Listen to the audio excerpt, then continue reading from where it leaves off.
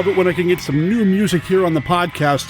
What you're hearing right now is the song Varla, Oh Varla. It's from the band J Poison and the Bat People. It's from their album Terror of the Bat People that came out on October 31st of last year. It's a Halloween release, and you know I want to play it here on the podcast devoted to the classic and sometimes not so classic genre cinema of yesteryear. It's Monster Kid Radio. My name is Derek M. Cook, your writer, host, producer, and I'd like to welcome you to the podcast. Big thanks to the band for letting us play their music here on the show. You can find them on Bandcamp at jpoisonandthebatpeople.bandcamp.com, or if you happen to live in Lyon, France, you might find them as well, just kicking around, doing their thing, playing their music. Either way, let them know that you heard them here on Monster Kid Radio. I'll play the song in its entirety at the end of the episode so you can check it out. There will be a link in the show notes to their Bandcamp page as well, so, you know, show them a little love. This week here on the show, we're going to be talking about a movie from the 1950s. It's a monster movie. It's a Yeti movie. And it's a movie that I had never seen prior to watching it for this recording.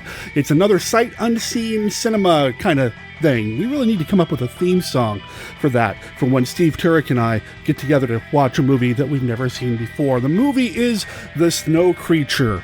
It's directed by W. Lee Wilder, who is Billy Wilder's older brother, which I think I bring up many times in the conversation that I had with Steve about this film. Just kind of blown away that the man behind Some Like It Hot and a number of other prestige-type pictures had an older brother who made monster movies. It's not the first time we've talked about W. Lee Wilder here on the show. We've talked about some of his movies here before, and after talking about The Snow Creature with Steve, I'm committed. I want to know more about this guy. I want to know more about this cat and what he was up to and why he decided to make genre pictures instead of following what his little brother was up to. I want to know more. So that's coming up here in this episode, of course. We've got Mark Matzke's Beta Capsule review. He has been blazing through the Ultra Q series, episode by episode. I've been having a grand time listening to those, and I should be sending a message out to Mark here in the very near future because I got to get him on the show to talk about The Legend of Boggy Creek. And then also I want to do a kaiju episode with him as well because, I mean, one of my bucket list items when it comes to podcasting is talking about kaiju films with Mark Matzke. You know, I guess I got to do it. It's got to happen.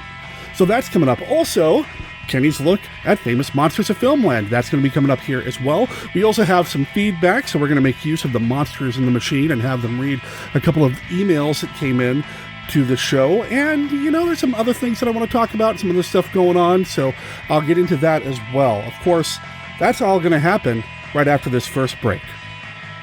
You know, what's happening right now.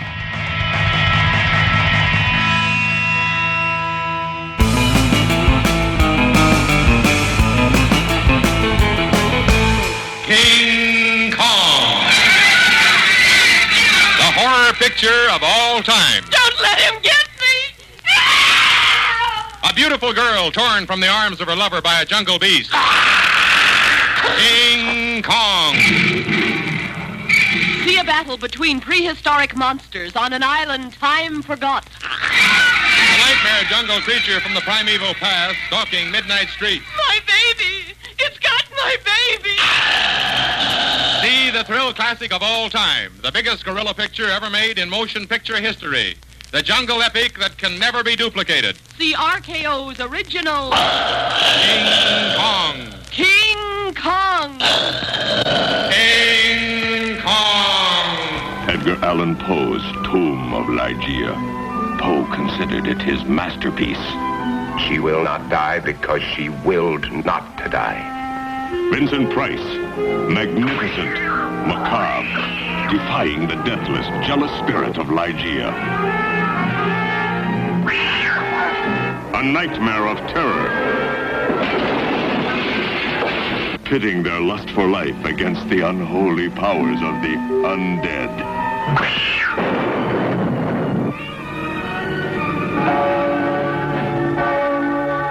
The undead attack the living.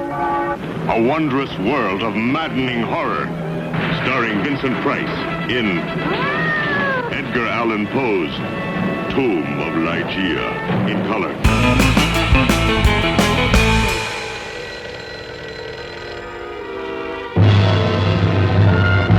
What number is it? What am I calling? You're in the feedback discussion portion of the show. We have some emails that came in. I'm going to fire up the monsters in the machine, and we're going to get into those emails right now. Hi, Derek. Great episode on The Shining. While it may be out of the normal range of MKR films, I think it fits fine, and considering Kubrick was making films like 2001 and Dr. Strangelove well within the normal age range of the typical MKR films, it works. Have you seen The Phantom Carriage? The famous door chopping scene in The Shining seems to have been inspired by a similar scene in Phantom Carriage.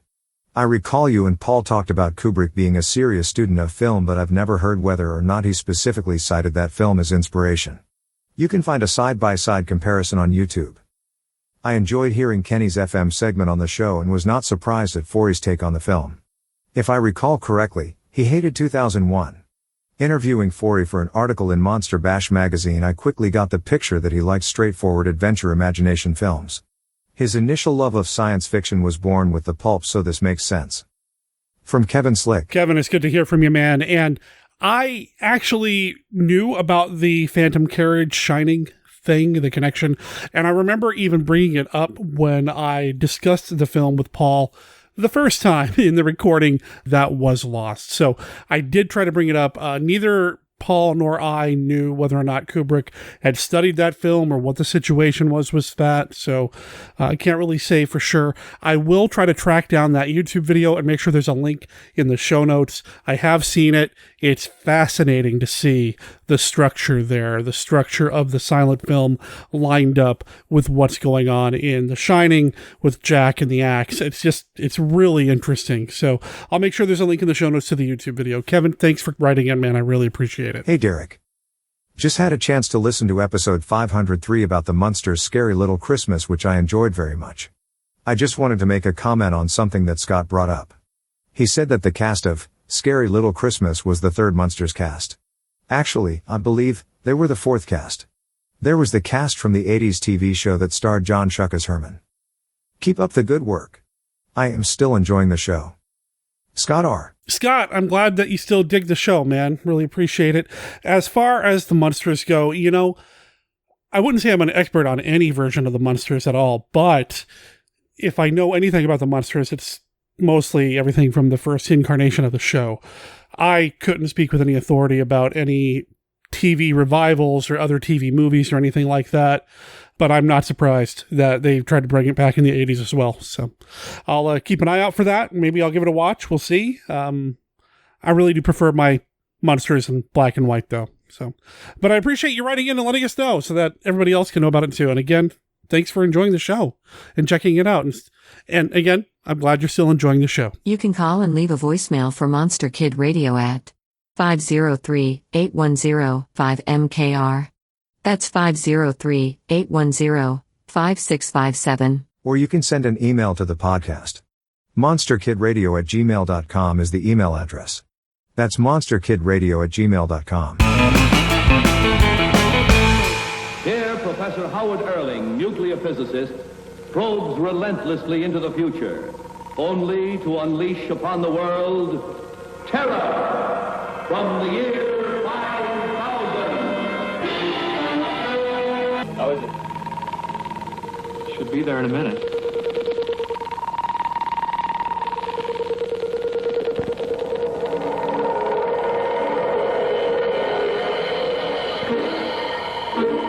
Professor, look quickly. A woman. What? Oh, another statue. For a moment, I thought you meant... For a moment, it looked life-size. Just an optical illusion. No doubt a refracted image.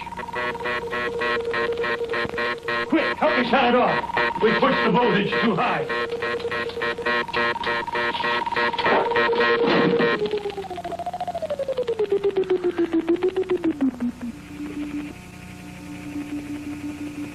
All right, then. We've got work to do. Let's get busy and try to neutralize that statue.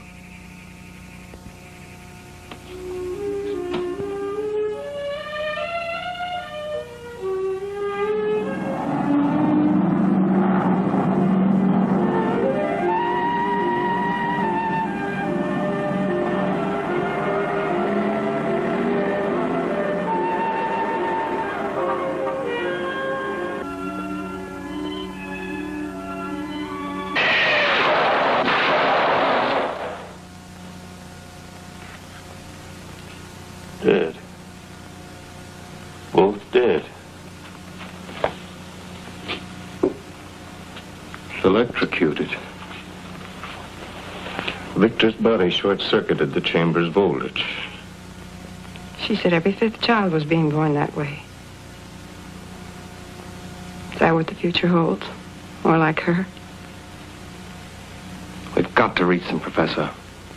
See to it they get the necessary hereditary genes they need. Do you suppose we could repair the machine, perfect it, so that a man could travel through and return? If you do that, others like her will come. There may be millions of them. We've got to do something, Claire. After all, they are human beings. You're right, Bob. But there's another way. The future is what we make it. Whether there will be creatures like her depends on us. On all of us. On mankind. On what we do today in the present.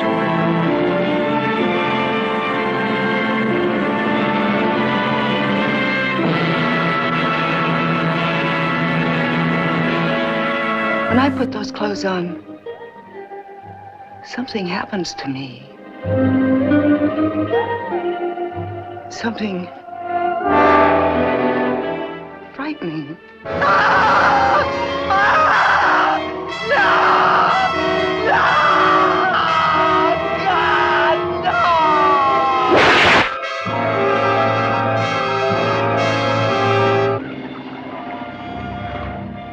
From the loneliness and simplicity of an isolated farm to the sophisticated elegance of a country estate, Straitjacket mounts to a crescendo of electrifying suspense. Sinister. Frightening. Bill!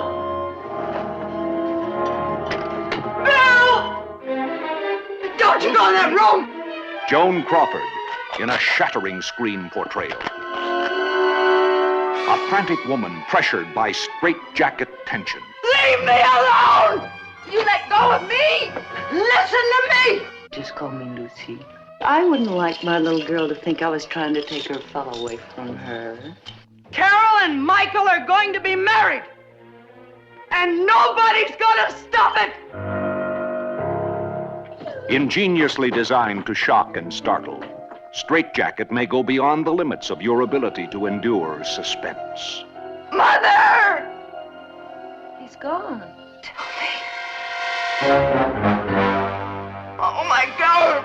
The author of the famed novel Psycho, the director of the widely acclaimed chiller Homicidal, the co-star of Whatever Happened to Baby Jane, join forces to create a frightening classic of shock and suspense.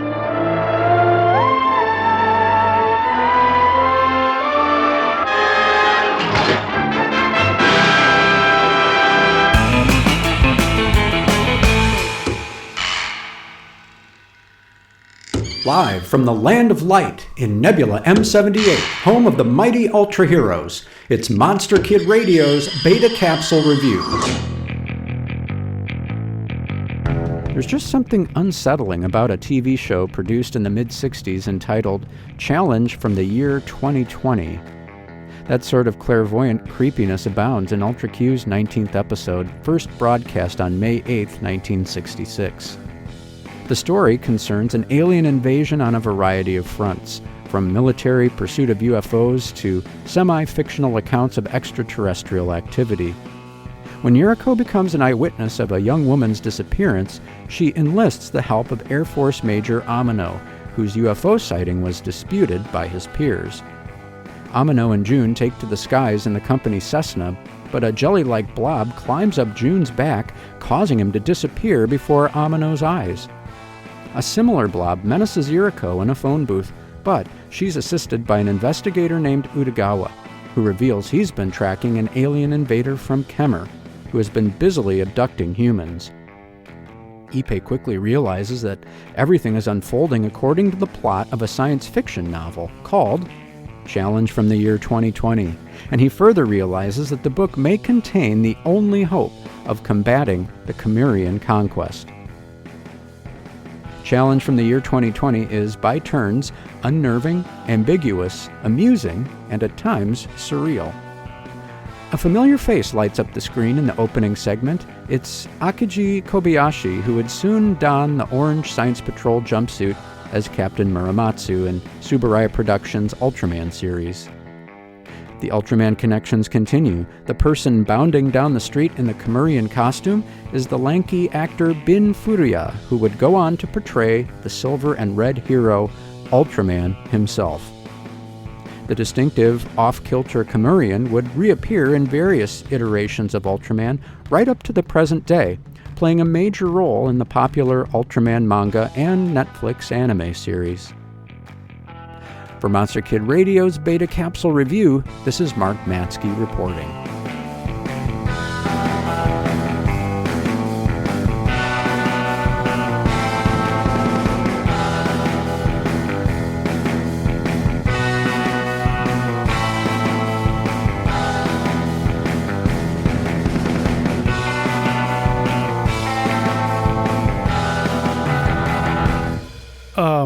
Challenge from the year 2020. No comment.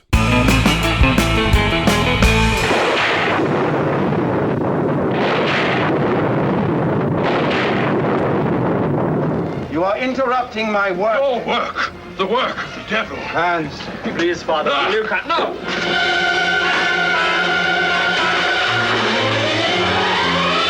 The Evil of Frankenstein.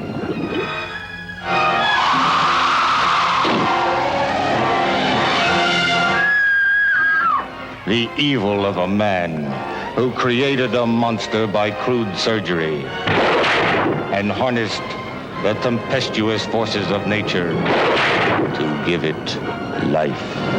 The evil of Frankenstein unleashed a monster that terrorized a whole community.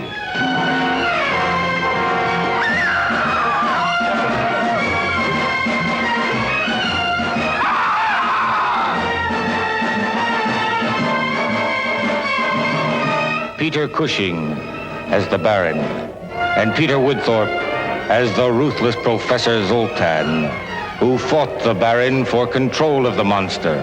Oh, he'll understand you, all right. He just won't obey you. That's all. Duncan Lamont as the Chief of Police.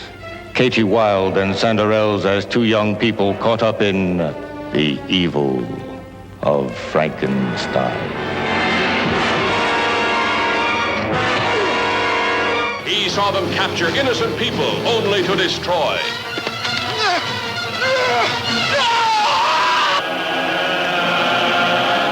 Father turned against son. People changed into strange, weird animals. A general of the army becomes a saboteur.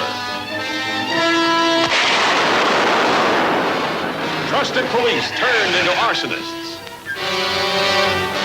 The boy's parents changed into killers.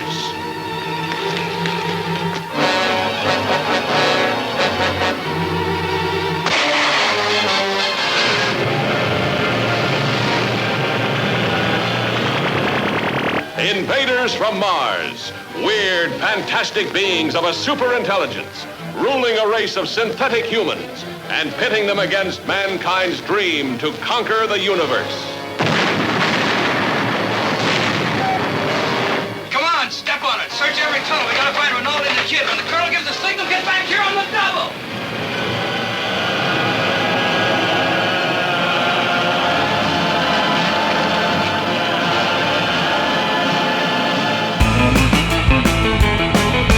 Hello there, Monster Kid Radio heads. This is Kenny with a look at Famous Monsters of Filmland. Today we are going to look at films featured with full-length articles from FM 32, which was published in March of 1965. A fan-made diorama of King Kong graced the cover of this issue, which was the oldest issue available in the back issue department throughout the 70s. The first film covered was 1958's Hammer classic Horror of Dracula. In an interesting departure for FM, it was the film in comic book form by Joe Orlando and Russ Jones. who played a major part in Warren Comic Magazine's Creepy, Eerie, and Vampirella. It was 7 pages long and covered highlights of the film. Next up was a preview of Two on a Guillotine. It was a 7-page, 9-photo synopsis of the film, which ended with these interesting production notes. Two on a Guillotine is based on an original suspense story by Henry Slessor, the same author who wrote the novel based on Ray Harryhausen's 20 Million Miles to Earth, and whose magazine story, Bottle Baby, was purchased for the film plot of a picture to have been known as The Girl from 2 Million AD, but was finally produced and released as Terror from the year 5000. Watch for this Warner Brothers presentation. It's in the tradition of Strait Jacket, William Castle, and other well-known mystery melodramas of the past. We go back 7 years for the next flick, a film book of 1958's Hideous Sun Demon. 8 pages and 7 photos were dedicated to this 50s sci-fi monster movie. Let's listen to a highlight from the detailed synopsis. The sun rays take effect on Gil. He becomes a monstrous sun demon without warning and attacks the horrified George. Trudy gazes on and screams. At least for the moment, Gil's curse has become his blessing, for the transformation has enabled him to save his own life. Yet now, as a sun demon, he must endure a fate worse than death. Gil, the sun demon, strangles George with his massive reptilian claws, and George falls to the ground dead. The changeling flees up the hillside, toward safety, toward sanctuary for his accursed soul. Last but not least, a look at the newest Vincent Price movie, The House at the End of the World. Never heard of it? That's because its name was changed for its release. Let's see if you know it from this highlight from the film. Like a black guardian angel, a cat dark of color as a moonless night perches atop the headstone. Suddenly it bares its teeth and hisses. Rowena's horse is startled by the animal feline's ferocity. Frightened, it rears on its hind legs. Rowena is thrown from her steed. As she lies shaken on the ground, the black-clad figure of Verdun appears, and she faints at the sight of him. Do you know it? It was yet another Roger Corman Poe adaptation, The Tomb of Ligeia. That is all for this week's look at Famous Monsters of Filmland. We will have more next week. For MKR, this is Kenny saying adios.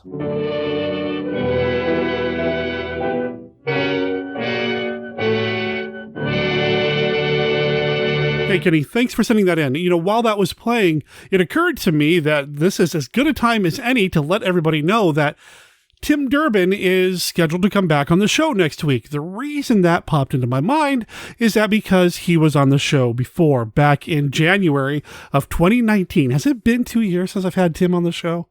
Anyway, January of 2019, he and I talked about the movie Two on a Guillotine. It was episode 404. I'll make sure there's a link in the show notes, but of course, it's available in the archives as well. So if all goes well, Tim will be on the show next week, where we're going to be talking about the movie The Bamboo Saucer from 1968.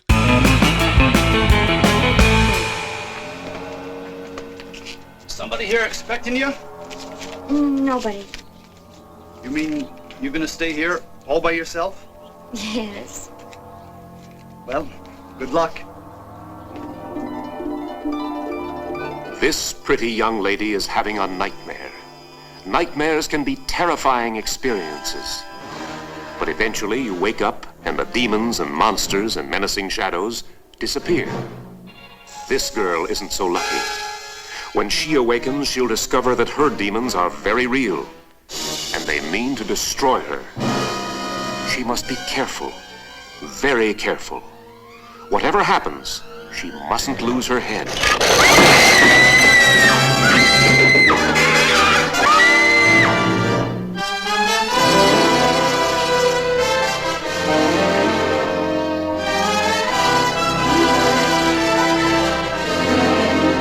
Connie Stevens and Dean Jones, two young people in love.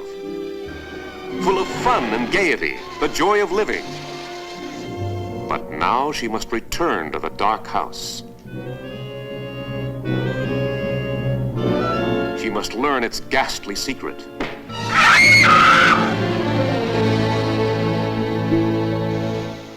Care. As if the whole house were breathing.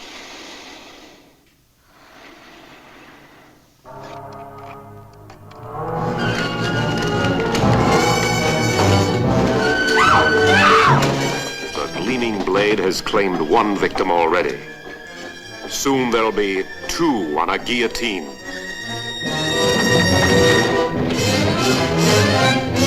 No.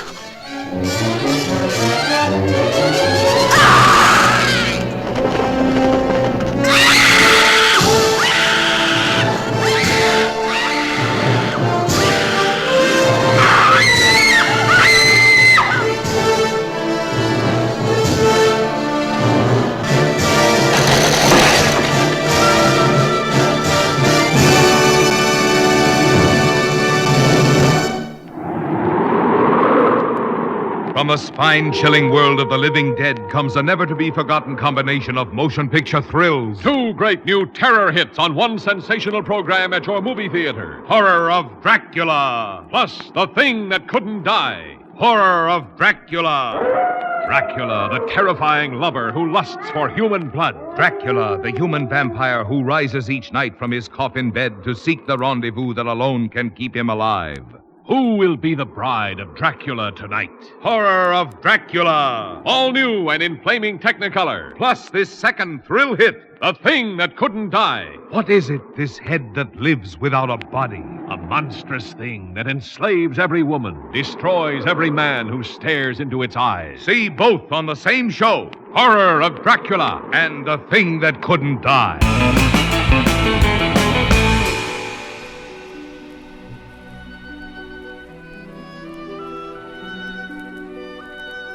This is Count Dracula, and I'm here to offer you a friendly warning. Derek and his guests often get excited, and occasionally this results in revealing key plot points of the movies they're discussing. You know how the children of the night, monster kids, can get sometimes. So consider yourself warned. And don't come begging to me to kill them for their transgressions afterward. I have more pressing issues to take care of, like that pesky Van Helsing. Listeners, I try to keep track of all the movies that I watch. I typically have a list that I maintain of every film that I watched, how I watched it, what genre it was, that sort of thing. Last year, I kind of lost track. With 2020, for a number of different reasons, just made it difficult to keep track of some small, mundane things like, what movie am I watching? This year, though, I'm trying to keep better track of everything, and I started 2021 with The Snow Creature. And it was not something that I chose, but I'm so glad that I ended up watching it, because it gives me another opportunity to have my friend Steve Turek on the show to talk about, well, a monster movie. Steve, how you doing, man? I'm doing fine, Derek. I mean, for both of us, it was the first time watching of The Snow Creature. Half man, half monster, terrorizes city, abducts women, annihilates men. The Snow Creature. I mean, it sounds like a winner, right? Movies in 1954 were just awesome. I mean, you had Gojira, you had some little movie that you like a lot that came out in 3D.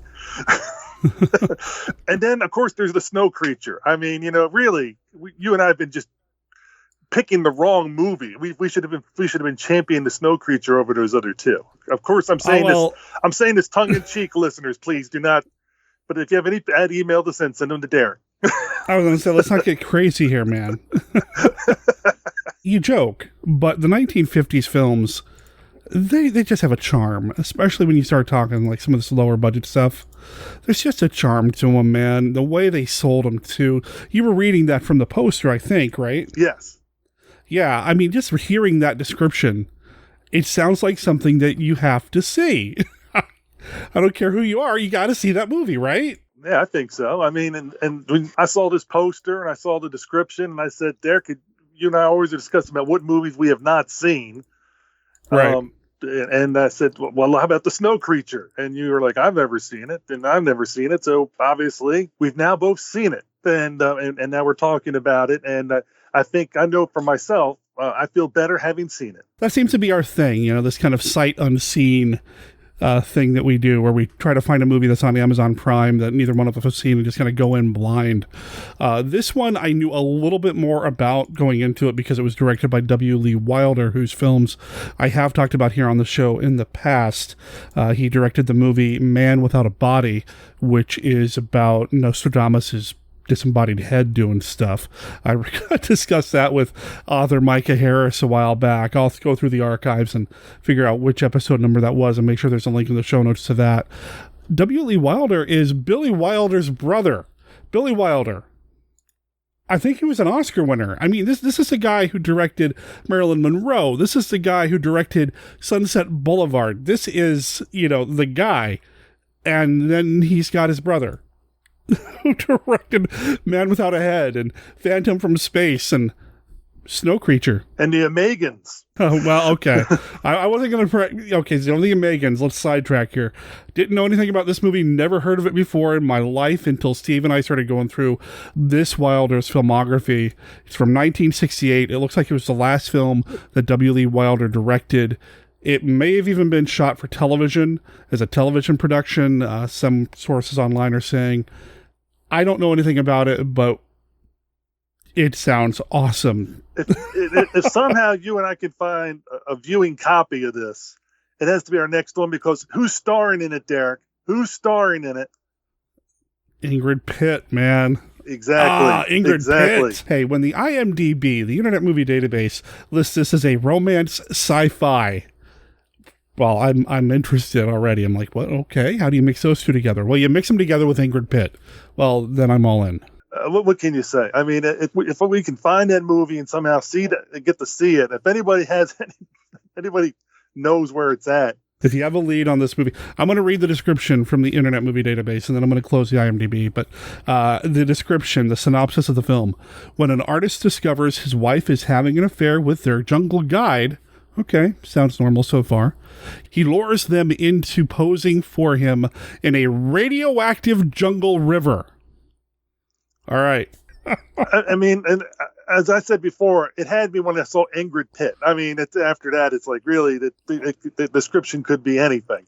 It's like, oh, I have never seen this movie with Ingrid Pitt. I know that Dominique is like the Ingrid Pitt aficionado. Maybe she's seen it, and maybe she knows how to get a copy of it.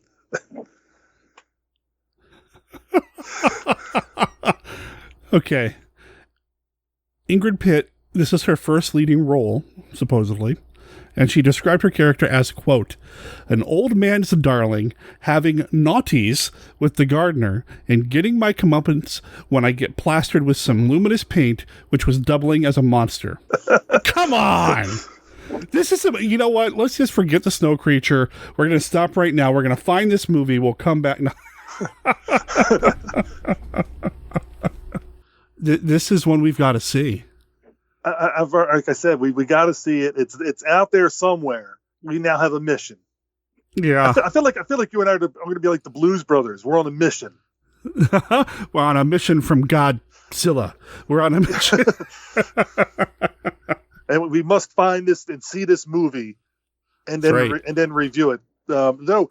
If Dominique is able to find it and she wants to review it with you, I will back out.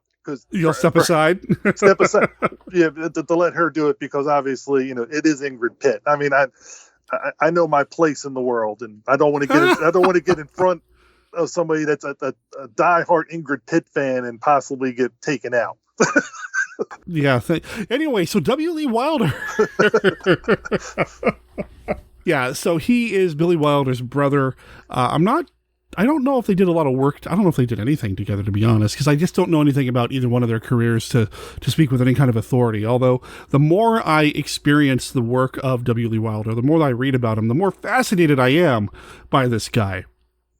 The kinds of movies he made. He worked with his son on a lot of stuff. His son Miles wrote a lot of his product, a lot of his films. He wrote The Snow Creature. Yep. He wrote Killers from Space, Phantom from Space, Man-Fish, which we showed on the stream at the Monster Kid Movie Club not too long ago. I want to know more about this guy. So I think this may be one of my projects I take on for the year. 2021 will be the year of Wilder for me. Learn a little bit more about this dude. You go for it. You and I were looking at his films, and there's a lot of them that go right up the Monster Kid Radio wheelhouse. I mean, it's just, I mean, it fits it. I mean, it's almost like he was directing to you. And you weren't around yet. So he was ahead of his time. Yeah. He is Billy Wilder's older brother, older by 2 years. So I I want to know what happened in that family to make the older brother go toward making these science fiction films and the younger one going to direct things like Some Like It Hot. I want to know how that happened. What led to that? So again, project for me for the year. I'm going to learn a little bit more about W. Lee Wilder. So the Snow Creature, like Steve and I both said, not something we had seen before. This was another one of those sight unseen picks for us. I feel like you were the one that kind of directed this one a little bit more. Why was this the one you wanted to watch or cover? Well, I figured we're in winter now, and winter you think of snow, and of course you'd use that natural thing, the Snow Creature. Okay. Winter, snow creature. I mean, I like the title, the Snow Creature. I mean, because you and I had never seen it before, so we're literally, it's like judging a book by its title or its cover. I looked at the poster, I read the title, and I'm thinking, why not? Sure. And at a running time of like an hour and 10 minutes, I mean, it's lean, mean, and does the job. But then you start looking at the other people that are in the movie, and knowing what Monster Kid Radio is involved, Paul Langton is the lead, and Derek, as you and I both know, he's been the Terror from Beyond Space. Invisible Invaders. I mean, The Incredible Shrinking Man. He's got his Monster Kid Radio ties right there. I mean, all over the place. I mean, and some of them, which we would consider classic films, with like The Incredible Shrinking Man, The Terror from Beyond Space, and Invisible Invaders. I mean, those are just ones that everybody's going to be saying, oh, this could be like one of the best ones, or this could be one of the best ones of a certain type, or in their top 10 list. I mean, sure. He's involved in 3 of them. Now, I enjoyed the Snow Creature. I don't think the Snow Creature would personally make a top 10 list, but not every movie is always going to be in a top 10 to be enjoyable. Fair enough. Okay. I actually found myself really enjoying this one, and we'll talk a little bit more about that as we get into it. This is, for all intents and purposes, probably the first, at least one of the first, if not the first, Abominable Snowman movies, Yeti movies, according to some of the resources we found online. There might have been one earlier in a different country with a title whose name I do not dare try to pronounce. But this one, I think, is one of the earliest, if not the earliest, Yeti films. So it was interesting to see that captured on film. And for a movie about a monster up in the mountains like that in the Himalayas, I really expected something a little different going into it. I expected it to be more aggressive, in that the monster itself being more aggressive. Yeah. But for a good chunk of the movie, I'd say at least for a good half of the first act at least, the antagonist has nothing to do with the monster. I mean, the antagonists are the Sherpas who have decided that they want to go after the monster, and we're going to take everybody's ammunition, we're going to take the radio, I was really kind of caught off guard by that. I find it interesting because the person who played the Sherpa, the main Sherpa, the one who could speak English, I'm sorry if I butcher his name, Taru Shimada, who this is the second time we've done a sight unseen movie with a James Bond connection. Oh, yes, because he was the villain in You Only Live Twice. Okay, he was Mr. Asoto. So it's the second time you and I picked the film, and by sheer luck, we've ended up with a James Bond connection. Right on. Not that I'm just saying it was just kind of interesting. But his character Subra, his wife was abducted by the Snow Creature early in the movie, which led to, I think it was his brother and some of the people from the town coming up to let him know what happened. And at that point, he wanted to go after the Yeti because obviously it took his wife, and he wanted to get revenge and that kind of stuff. I think what happened was Frank Parrish, which is Paul Langton's character, totally misread the room when he's just like, oh, the Yeti, that's just a superstition. We're not going to do anything with it, and blew him off, which totally perturbed Subra, who the next night stole their guns and then did the mutiny. But then again, I don't blame Subra because his wife was just taken. The Yeti's out there. He wants to get revenge. He wants to. It's his, as he called his, I'm not sure if it's his wife or he says his woman, whether they were actually married. I don't know. But the thing is, the love of his life is out there, possibly still alive, or if dead, wants to get revenge. Mm-hmm. And this other guy just telling him, "Oh, it's just all superstition, forget it." So I really think Frank Parrish's character at that particular time was totally not understanding of what's going on in the mind of this person who just lost his significant other. Yeah, when you're out in the middle of nowhere, all you've got is the people that have taken you up there to begin with. A heck of a time to kind of misread the room, like you say. Just saying, and he's the only one who can speak to the Sherpas. Mm-hmm. I thought he was rather clever. He went in when they were sleeping, took the guns, took the bullets out of them, or the cartridges. And, and then, of course, they're like, "Oh, we're going to force you to. We're going to hold these guns on you." And I'm like, and he just starts laughing. It's like, there's no cartridges. I really liked that. I really, really liked that the Sherpas, the quote-unquote natives, were not portrayed as subservient or sub-intelligent. They were quite clever. Oh, yeah. And I really appreciated that, because a lot of times you see these movies where the American or the European, the white guy, goes into a foreign land with non-white folk, and they're oftentimes portrayed as subhuman or less intelligent or whatever. And I really appreciated that this movie gave those characters the respect that they deserved. Of course they're clever. They have to live in this environment. This is what they do. They know how to survive and thrive, and they outsmarted our white guys, and I really appreciated that. It's like I said, I think it's because these two guys had the mentality, the other guy being the photographer, who is Peter Wells, played by Leslie Dennison. Those two guys had this thing of, "Oh, we are superior," in their mind. They didn't come out and say it, but you could tell by their actions, right, the way they were doing stuff. And I think they totally underestimated the group they were dealing with because of their arrogance. Yeah. That's what I loved about it, because he just turned the tables on them. Even if you had your guns, you're not going to be able to afford. Like, he's like, "Oh," I mean, they could have said, like, "Oh, if you shoot me, how are you going to get off of here?" And I appreciated that. Like I said, I thought it was a nice change of pace, and it was handled pretty cleverly. I mean, the guy was clever. He knew what he was doing. And like you said, the way he comes in, when he's laughing at them through the tent flap about not having any ammunition anymore. I loved that moment. Taru, the actor was excellent. I mean, he did. Mm-hmm. I would almost want to see a movie with more him and the Sherpas doing something else down the road. Like more like the Yeti War. Oh wow! Because he wants to go after him, and it's almost like he would be Ahab, and the Yetis is Moby Dick. Oh wow, that'd be fun. And how he takes his group to ruin. Just because he has to get them because they killed his wife. And I think that would be an interesting movie, because you could see the seeds are already there. Oh, that'd be fun. Oh, that'd be great. Okay, Hollywood. Here's what we're going to do. We're going to go back in time. We're going to get this cast back together. That's how it works, right? I don't care about the two male, the two leads. I want this guy to be the lead. Right. Yeah, that's what I'm saying. And maybe you can have somebody else there, to go with them to try to talk reason into them and that kind of stuff. But it would be, but this film is interesting. I mean, you and I both read some things where there are certain things that people did not like about it.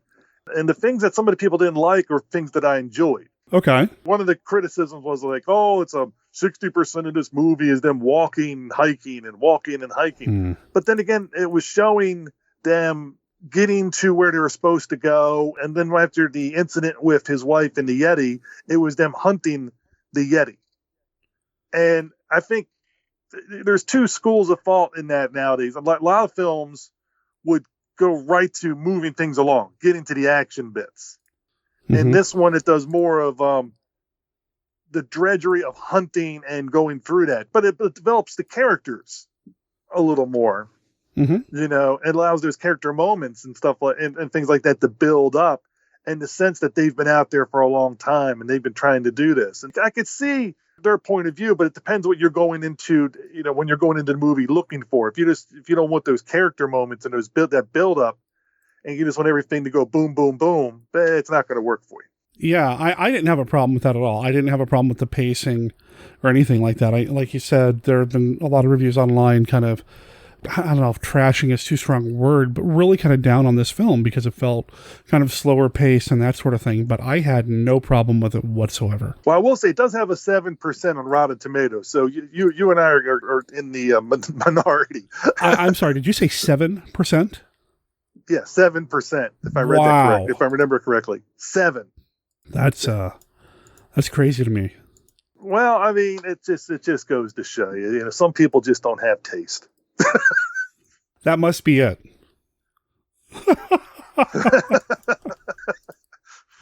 Wow. I mean, really, what else could you say about it? I mean, it's just like, come on, this film is great. I mean, it's not great, but it's to me, it was enjoyable. And there was things about it I liked that could have been done better if they had more of a budget. But I mean, I'm not going to hold against a film that's budget is low. I mean, there are things this points out. I mean, when they're traveling, some films will just cut right from point A to point B. This one actually gives you the whole thing, Yeah.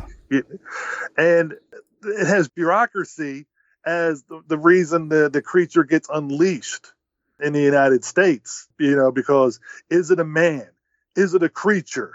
We have to have an expert come in to decide this. And I'm just thinking, well, that's kind of a novel idea, because, we have to study it to see if it really is a man.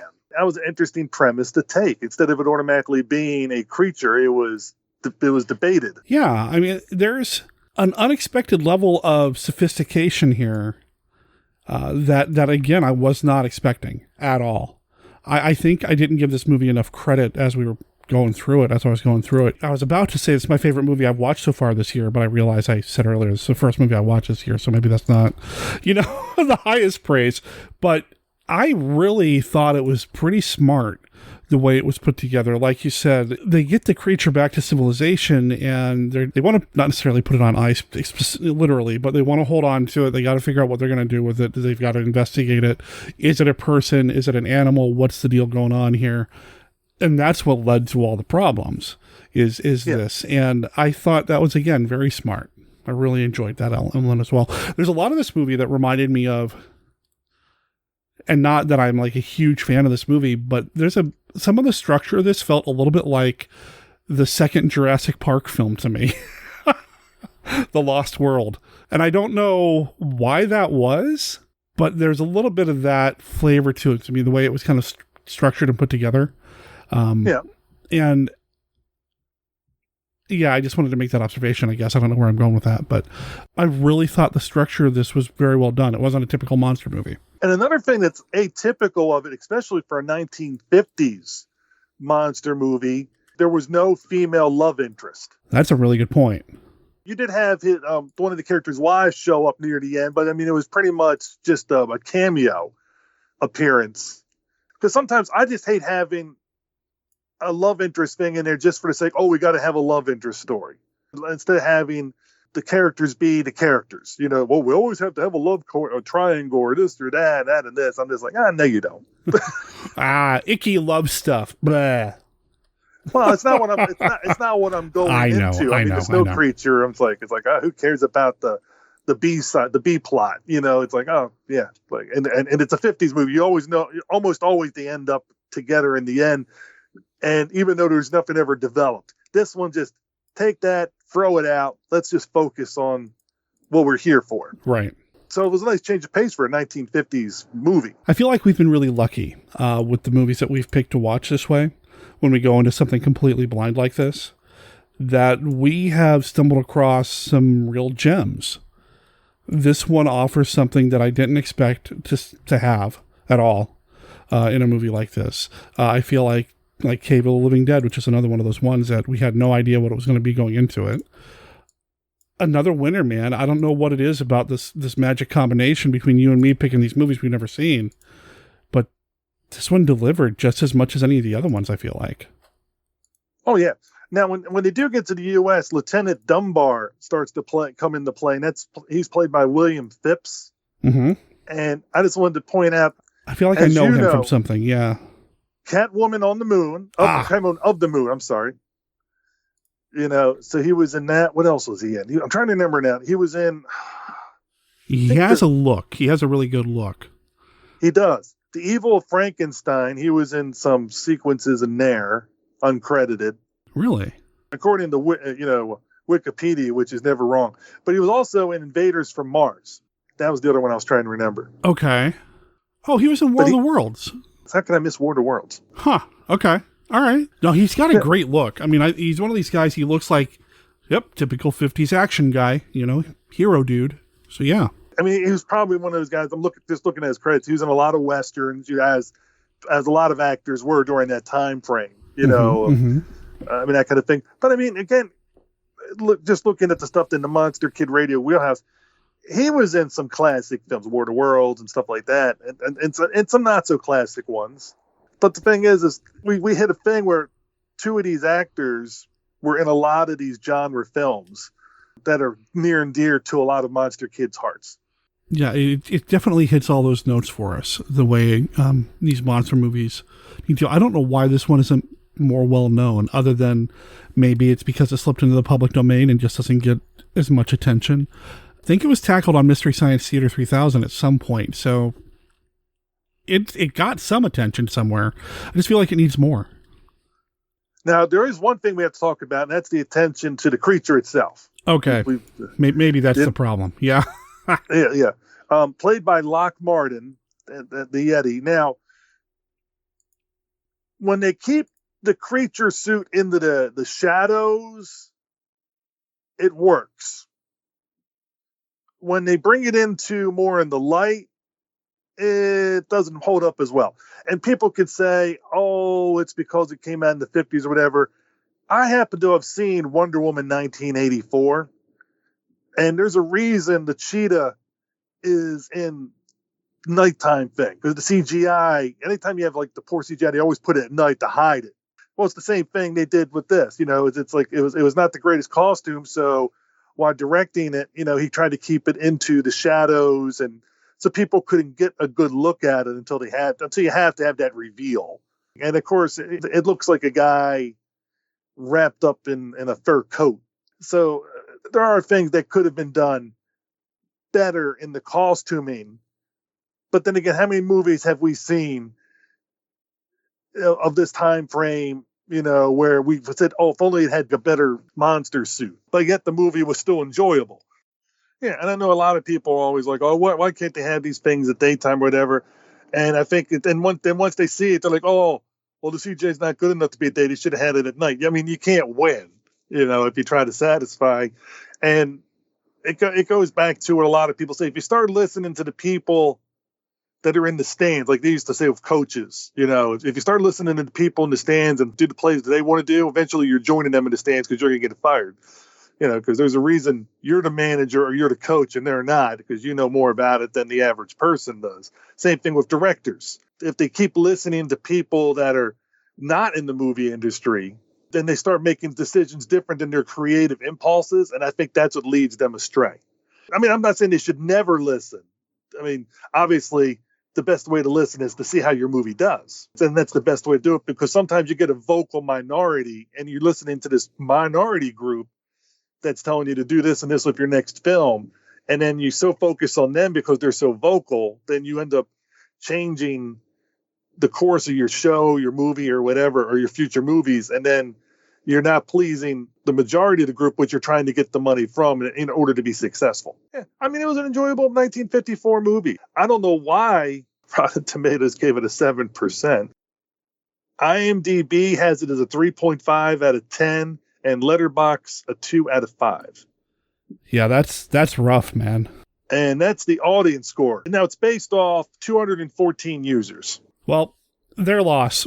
Yeah, obviously, for anybody that's listening to this that follows your show, this is definitely a movie you should see, and it's available on Amazon Prime. Yeah, there's no excuse. It's really easy to get your hands on. It's all over the internet. It's public domain. You can get it on Amazon Prime. When I was watching it, I didn't have Prime available to me, so I watched it on YouTube. It's everywhere. So much so that I'm going to end up showing it on a future installment of the Monster Kid Astronomy Club on the Tuesday night I don't know. Should I do it as a Tuesday sci-fi or should I do it as a Saturday horror movie? What do you think? It is a sci-fi horror. It toes the line on both sides. Yeah. I would say whichever one you think, like if you're having trouble finding sci-fi movies that are in public domain, I would slide it over to there. Okay. Yeah, that's what I was thinking too. And also, especially if you can get one of his other sci-fi films, Wilder's, sci-fi films, if they're in public domain, then maybe you can make it a double feature. Like the Omegans. Yes. Oh, that would be. or there were some other ones that you and I read in his listings and that kind of stuff. I mean, heck, it could be maybe you can find another Yeti movie or Sasquatch, something along those lines. There are a handful of those. I can get my hands on, I'm sure. But wow, this one really, man, I feel like it over-delivered for what it was. It really over-delivered for me. Wasn't something I had a lot of high hopes for. And I think that's the other thing, that another key to when we watch these movies together is, it's something we've never seen before. It's called The Snow Creature. It's low budget. I went into it knowing it was directed by Billy Wilder's older brother. Didn't have a lot of expectations. And maybe that's part of the reason why I liked it so much as well. And I worry that we're overhyping it now. Well, I mean, I went into it also with low expectations because I saw the Rotten Tomatoes score of 7%. And I'm thinking, what did I get us in for? And then I think you and I were talking, and I was like looking at the things, prior to us watching it, and I was looking at the things that said about 60% of the movie is hiking and walking around. And there is a lot of hiking and walking around. Yeah. Not only in the Himalayas, but also when they get back to California. So there are things that are going there where the whole thing is they're searching, they're looking for something. I mean, could that have been cleaned up or a little more action put in? I mean, it could have been. I mean, this is a movie that could be, I think, remade and you could add some elements to it that would make it more for a modern audience. It definitely improved the creature suit. I wouldn't want to see it in CGI. I would want to see a nice creature suit. Oh, for sure. Yeah, this movie, it's a creature suit movie, hands down. It's one of those things. It's an hour and 10 minutes. You're looking for something to watch. It's not going to be a bad film to watch. No, not at all. Not at all. Here's where everybody can take a shot. I even liked the music. I'm not going to lie. If this soundtrack was available on CD or as a digital album, I'd snatch it right up. Because it hits all those notes for me. Ha! No pun intended. So this is news, people. Derek likes the music, and water is wet. Dude, I was taking a sip of my coffee when you said that. Come on. Think. Manuel Kempinski is the name of the composer. I don't know anything about him. Somebody else I'd like to know a little bit more about. He apparently did some war films, did some uncredited work on 1959's Ben-Hur of all things, but he also looks like one of these guys who worked for Wilder, Snow Creature, Killers from Space. And he's also the brother of somebody who apparently was a little bit more successful.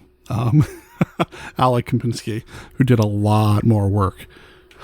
Interesting. I want to know more about this dude too. Well, that's the beauty of it all, is that it's like you start researching and diving into these films, and then you find out like all these different connections of people to the films. And a lot of those actors that we mentioned, they have tons of credits. They've worked a lot in movies and TV. So these are working actors. Paul Langton, I think, was it Paul Langton who had that long run on Paid in Place? He was like in over 200 episodes. You're just talking about people that had careers doing things that they liked, and some of them were in James Bond movies. I mean, for crying out loud, playing like one of the main characters. Yeah, this is not just a bunch of fly by night performers. I mean, these are people with legitimate screen cred. Yeah. I got to tell you, man, this is fun. This is a fun film. I really, really dug this one. I know I'm getting real close to just kind of gushing and not giving you any real substance here, listeners. So let me kind of dial it back a little bit. I think Steve already kind of hit the one issue that I have, just to give me a little bit more monster time, I think.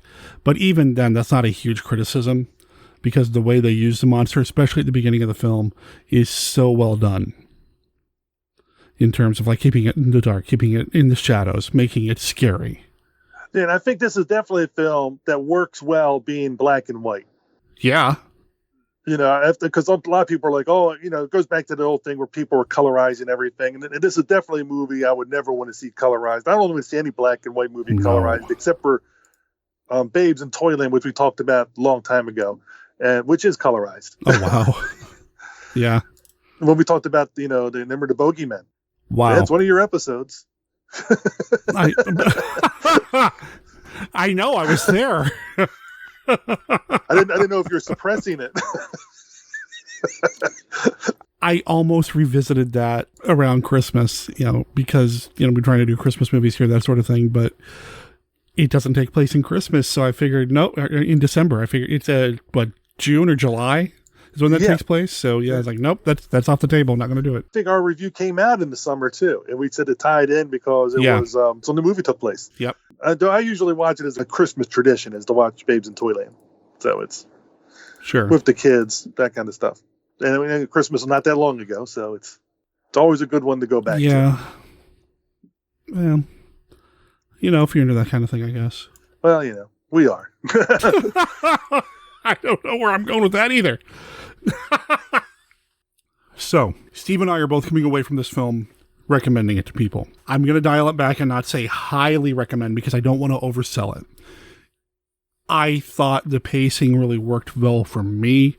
I think the music's good. I think some of the cinematography choices really, really good. I like the subversion or inversion of expectations about how the white man treats the natives of the area. Maybe the only issue with there is that, you know, they were all speaking Japanese, not what they would have spoken in the Himalayas, but whatever. It just really worked on a number of different ways.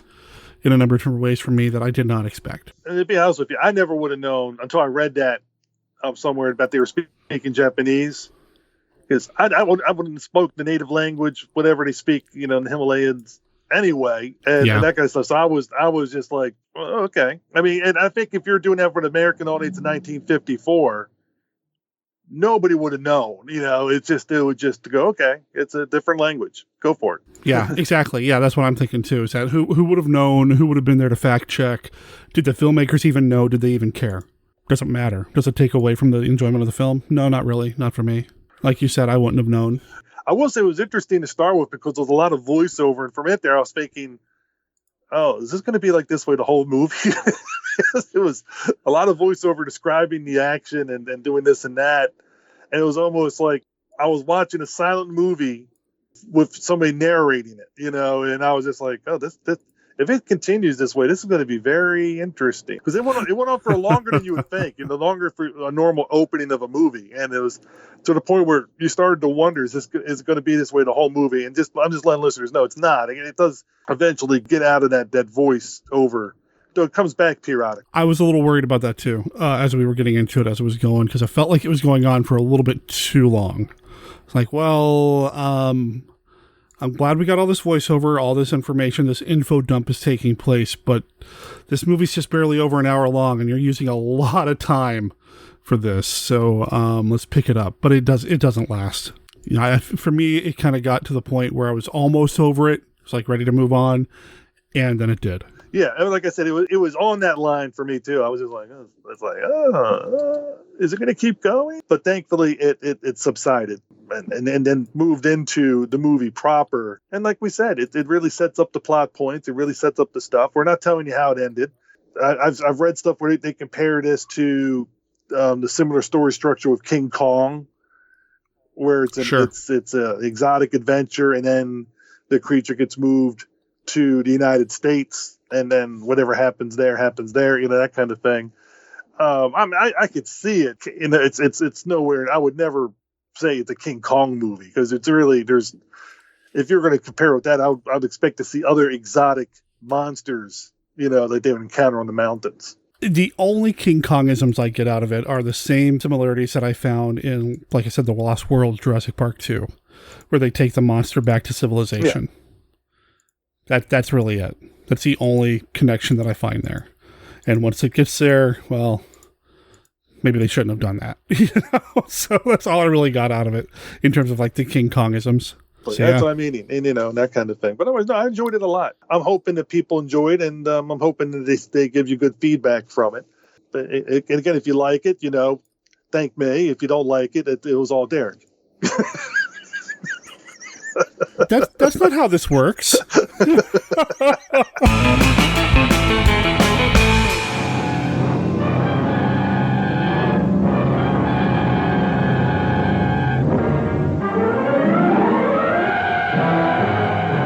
Incredible, shrinking, man.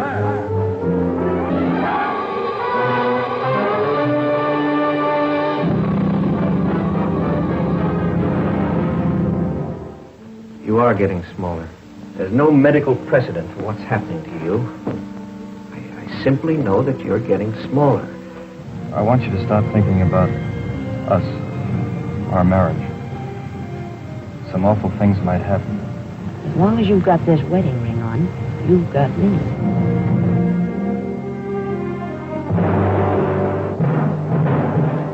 This is Orson Welles speaking. I have 45 seconds to tell you about something I think you'll remember the longest day you live. It's about a man named Scott Carey. A few months ago, he was 6 feet 2 inches tall and weighed 190 pounds. Today, he's 2 inches tall, and you can hold him in the palm of your hand. Now he lives in a world where he must fight for his life, a world where a friendly house cat is a predatory monster. Incredible because it's almost beyond imagining. Incredible because every hour he gets smaller and smaller. Incredible because every moment the terror mounts.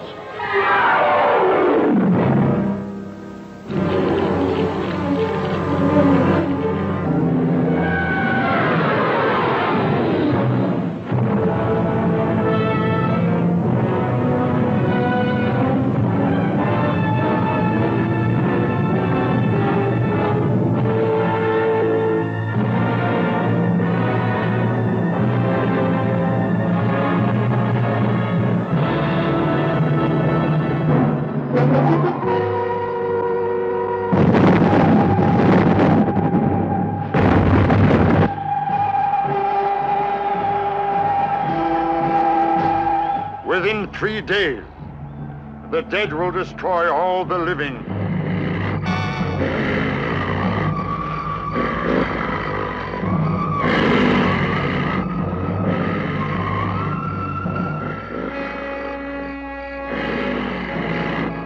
I am from another planet, outside your galaxy. I'm sorry, I just don't understand. Unless Earth surrenders in 24 hours, we will begin a mass invasion. We are invisible. We are invisible, Adam Penner. You cannot see us. From outer space come the invisible invaders, living dead men threatening to destroy all life on Earth.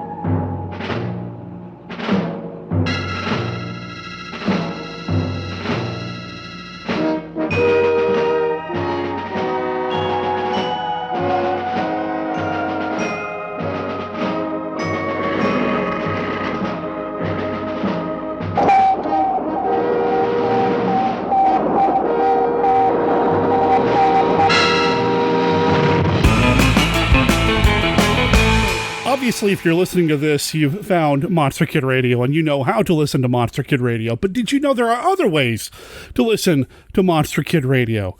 I just found out about this the other day myself, but Monster Kid Radio is actually listed on Audible. Audible is the audiobook platform owned by Amazon, and they do have podcasts available, and Monster Kid Radio is listed there. Now, I don't get any money or anything for downloading or listening to an episode of the podcast through Audible. I just thought it was kind of cool. Audible is owned by Amazon, like I said, and Monster Kid Radio is also available to listen to on Amazon Music. Again, there's no royalties, there's no payments or anything like that, but if you use either one of those services, you can listen to Monster Kid Radio that way. Now, you've downloaded the episode or you're streaming it from the website right now. There are other places, though, that I put links to the various episodes of Monster Kid Radio. I try to spread the word as best as I can. Obviously, the Patreon page is one place to go, but I'm trying to train myself to make sure that I always post an update about the newest episode over at the Classic Horror Film Board. If you go to the Classic Horror Film Board, they do have a section in their forum dedicated to Classic Horror Online. It's under the Classic Horror in Other Media section of the forum there, and I try to post an update about every new episode in the latest episode of Monster Kid Radio thread. Now, there's not a lot of activity over there in terms of like comments or conversations that are happening at the Classic Horror Film Board. If you are a user of the Classic Horror Film Board, I'd love to start seeing some conversations happen there about the various episodes. So if you want to leave a comment about an episode of MKR, just pop on over there, find the episode in question, and leave a reply. And I'll interact with you there, and maybe some other people from the Classic Horror Film Board will as well. Obviously, you can get the latest episodes and show notes over monsterkidradio.net, and I've tried to make sure that the podcast is available through many other podcast directories. So depending on your podcast catcher, you may be able to find it there as well. I also know that we're listed on Stitcher, so you can find us there. And really, if you just want the bare bones, if you're not interested in the bells and whistles and all the fancy graphics or anything else, if there's ever an issue with the main website even, you can always find Monster Kid Radio at our behind-the-scenes site, which is monsterkidradio.libsyn.com. That's LIBSYN.com. However you find us, well, I hope you enjoy the show. Well, that brings us to the end of this episode of Monster Kid Radio. Thanks for being with us this week while we talked about the snow creature and did everything else that we did this week here on the show. I wouldn't be doing it if I didn't have people like you listening to the show every week. And I hope you come back next week because, like I said earlier, we'll be talking about the movie The Bamboo Saucer with friend of the show, Tim Durbin. That's going to be a good time. This is another movie that I've never seen. It actually just popped up on my radar when Tim said online that he'd just watched it and left some thoughts about it on his website. And I thought, you know what? Let's have Tim back on the show. Let's talk about that movie. And that's what's coming up next week here on the podcast. Between now and then, you want to head over to our website over at monsterkidradio.net. That's where you're going to find everything else you need to know about Monster Kid Radio. Between episodes, our contact information's over there. There's going to be links to everything that we've talked about in the show notes as well, including links to the previous episodes that were mentioned. So the previous episode with Tim Durbin, the episode with Micah Harris, where we talked about the man without a head, or the man without a body. Yeah, man without a body, that's it. And anything else that we've talked about here on the show, I'll make sure is listed in the show notes over there. I'll also create an Amazon affiliate link for this movie and anything else that's relevant to this week's episode of MKR. Whenever you shop at Amazon, please consider using those links. Even if you don't buy what the Amazon affiliate link is for, I believe if you click over through that Amazon affiliate link, whether it's for what you're going to buy or not, as long as you click through that and then do your Amazon search, Monster Kid Radio still gets a little bit of support from Amazon. So that's one way you can help support the show. If you're already shopping on Amazon, maybe kick us back a nickel or two every time you do that. It's really appreciated because every little bit helps. They're still taking suggestions for the ballot for the upcoming Rondo Hatton Classic Horror Awards. Please consider leaving a message in their forum over there at the Classic Horror Film Board, recommending that Monster Kid Radio be listed on the ballot for Best Podcast. And also, you know, let them know what you'd like to see listed on the ballot for things like Best Movie, Best Book, Best DVD or Blu-ray release, Best Interview, make recommendations for Monster Kid of the Year, the Monster Kid Hall of Fame, all of that. Just please hop on over there and make sure that your voice is heard by the folks that put together the official ballot for the Rondo Hatton Classic Horror Awards. Even though there will be a link in the show notes, I made it real easy. Just pop on over to tinyurl.com/RondoSuggest. This upcoming weekend on Saturday in the Monster Kid Movie Club, starting at 11 a.m. Pacific, we have a pre-show, and then at noon, it's Gamera Day. We're going to be doing nothing but Gamera movies and related content all day long. It's over at the Twitch channel for Monster Kid Radio. You can look up Monster Kid Radio on Twitch, or you can go straight to monsterkidmovie.club. We always have a good time over there. There's a live chat that's going the entire time. I pop in a couple of times and chat with everybody. It goes for at least 7-8 hours that day. It's all free. It's a great time. It'll be even better, though, if you show up. So again, hop on over to monsterkidmovie.club and join us this Saturday at 11 a.m. Pacific for the pre-show, around noon for the main programming. And in the middle of the day, we actually play a round of the Classic 5 with everybody, which I'm just now remembering or realizing that I didn't do that with Steve Turek this time around on the show. So there's no Classic 5 this week. So I guess you're just going to have to show up at the Monster Kid Movie Club to get your Classic 5 fix when we play it in the middle of the day during intermission on Gamera Day. Now, next Tuesday at the Monster Kid Astronomy Club, we do sci-fi movies, same place, it's just a shorter period of time. The pre-show starts at about 3:30 p.m., with the movies starting around 4 o'clock. Once again, it's Pacific time. And this Tuesday, we've got 2 movies lined up, Project Moonbase from 1958, and a movie called Star Odyssey from the 70s. Star Odyssey was one of those movies that was made in reaction to Star Wars. And I think it's Italian, and yeah, it'll be a good time. Honestly, it'll be a lot of fun to chat it up with everybody while we watch these movies. And what's becoming one of my favorite things on Tuesday with the sci-fi movies in the Astronomy Club, at the end of the show, we talk about Star Trek for at least 30 minutes with somebody. We've had Mike Mirasitz on, we've had Jeff Plier on. Who knows who's going to be on next week? So you'll just have to come by the Monster Kid Astronomy Club, same website, monsterkidmovie.club, to watch the movies and join us for what we call the Star Trek 30, where we talk about Star Trek for at least 30 minutes. Once again, thanks for listening, everybody.